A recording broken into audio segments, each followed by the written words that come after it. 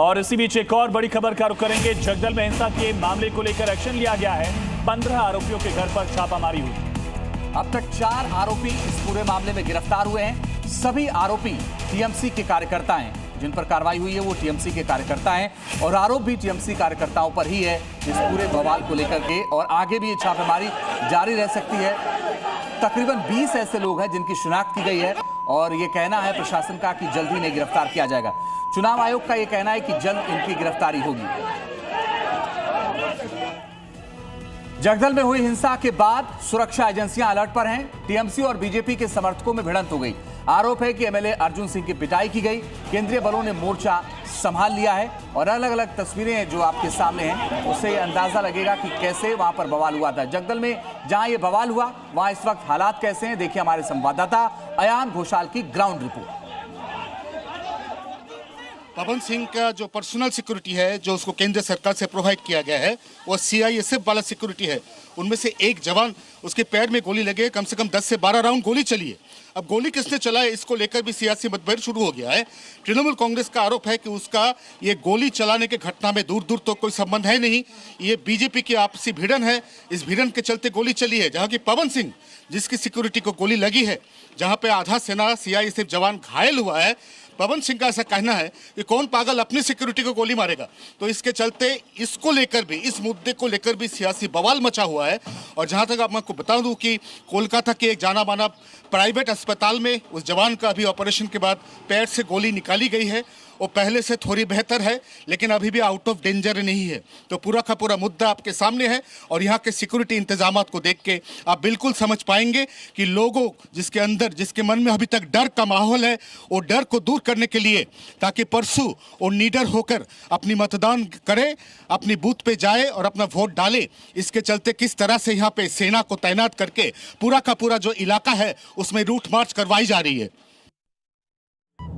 पश्चिम बंगाल में दूसरे चरण के चुनाव प्रचार का आज आखिरी दिन है। चुनाव प्रचार के लिए अब सिर्फ 6 घंटे बचे हैं। तमाम सियासी दलों ने जोर लगा दिया है लेकिन बंगाल में चुनाव प्रचार के बीच हिंसा और बवाल की तस्वीरें लगातार सामने आ रही हैं। जगदल में भारी हंगामा हुआ और बीती रात बीजेपी नेता की पिटाई तक हुई। उत्तर काशीपुर में 9 और बम मिले हैं जबकि भांगर में मिले देसी बम के मामले की जांच अब एनआईए को सौंपा गया है। 29 अप्रैल को बंगाल की 142 सीटों पर वोटिंग होनी है सेकेंड फेज की और आज शाम 5 बजे तक चुनाव प्रचार का शोर थम जाएगा लेकिन हिंसा नहीं रुक रही है।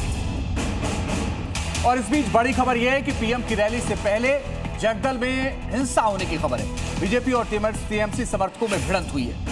दोनों तरफ से ईंट पत्थर चले हैं। तनाव के बाद केंद्रीय बलों की तैनाती की गई।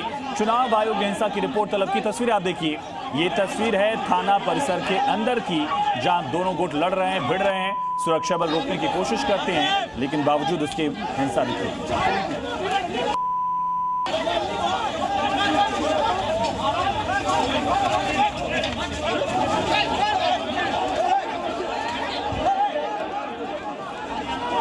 जो जगदल से तस्वीरें आई हैं वो ये बताती हैं कि भारतीय जनता पार्टी और तृणमूल कांग्रेस के कार्यकर्ता आमने सामने आ गए और जबरदस्त मारपीट हुई है दोनों के बीच में। सीआरपीएफ के एक जवान के भी घायल होने की जानकारी मिली। सीआरपीएफ के जवान वहां पर मौजूद थे।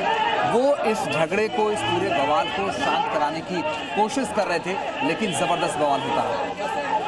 तो ये तस्वीर आप देखिए, अर्जुन सिंह जब वहां पहुंचे उसके बाद ये मामला और ज्यादा बढ़ गया। केंद्रीय सुरक्षा बल सीआईएसएफ उनके साथ मौजूद थी। इसके बावजूद ईंट पत्थर बरसाए गए हैं, लाठी डंडों से हमला किया गया। किस तरह से माहौल खराब हुआ ये तस्वीर उसकी तस्दीक कर रही है। और जब बवाल हुआ उसके बाद अलग अलग कार्यकर्ताओं को वहां से हटाया गया और उसके बाद सड़क पर सीआरपीएफ के जवान फ्लैग मार्च करते हुए नजर आए। बड़ी संख्या में केंद्रीय सुरक्षा बल के जवान वहां पर मौजूद थे।